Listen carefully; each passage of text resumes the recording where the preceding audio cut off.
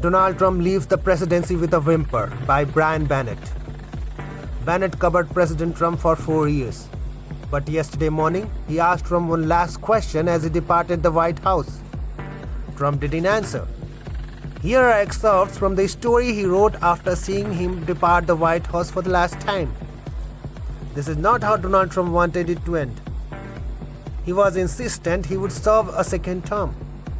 When he lost, he pushed the big lie that the election had been stolen from him.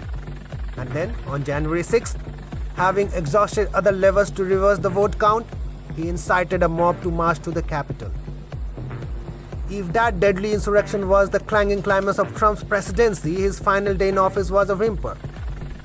As dawn broke in Washington on Wednesday, a cold rain gave way to clear sky over a city carved into security cordons by rows of 10-foot steel fencing and concrete barricades. Thousands of police and National Guard troops stood by. Further signs that the cataclysm at the Capitol had forever erased the day from the list of America's peaceful transitions of power. President Trump leaves the White House for the final time.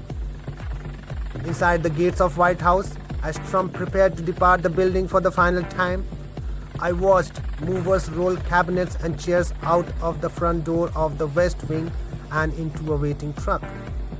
In the West Wing, few Trump aides remaining removed pictures from the walls and took their last positions. Around 7:30 a.m., the door to the offices of Trump press aides, normally open for White House reporters to enter and ask questions, was locked.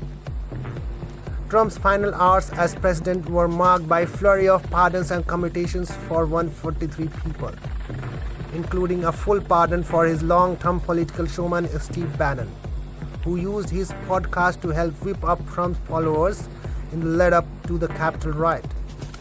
Bannon had been indicted on allegations of defrauding people who sent money to fund private section of the border wall. He also issued an order that frees his former aides to immediately make money lobbying the agencies they just worked at. Trump is the first elected president in 150 years not to stand behind his successor during the inauguration and refuse to participate in the rituals of democratic transitions of power.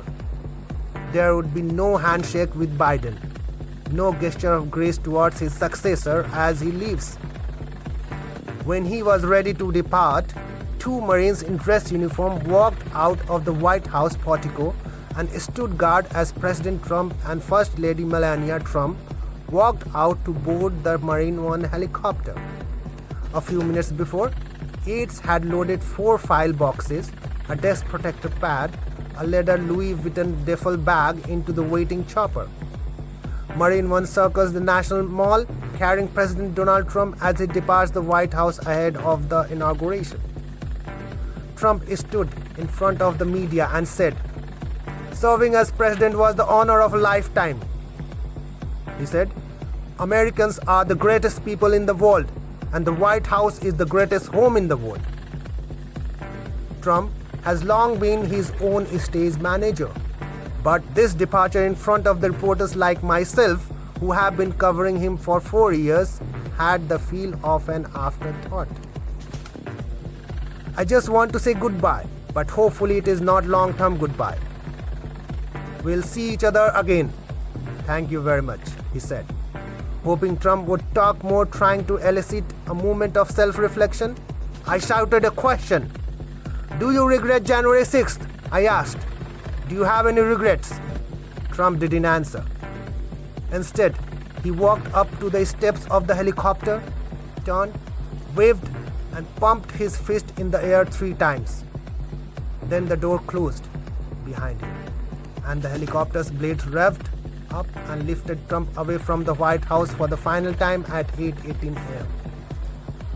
The silhouette of the helicopter banged around the tall obelisk of the Washington Monument toward the east and disappeared.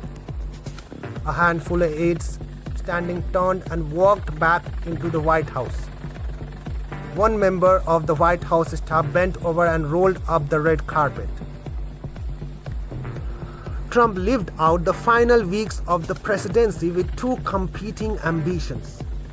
One, to find a way to overturn the will of the voters, and 2.